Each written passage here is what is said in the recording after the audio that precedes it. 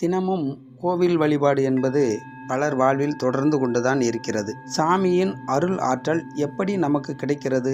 நினைத்தது நடந்தால் சாமியின் ஆற்றல் கிடைத்ததாக நினைக்கின்றோம். கோவிலில் கிடைக்க இருக்கும் அருள் ஆற்றல் எந்த ஆற்றல் என்பதை தெரிந்து கொள்ள வேண்டும். பரம்பொருளின் ஆற்றல் எங்கும் நிறைந்திருக்கும். ஆனால் ஆலயம் என்பது சித்தர்கள் தவம் செய்த இடமும் சீவசமாதி உருவான இடமும் தான் ஆலயங்களாக இருந்து கொண்டிருக்கிறது.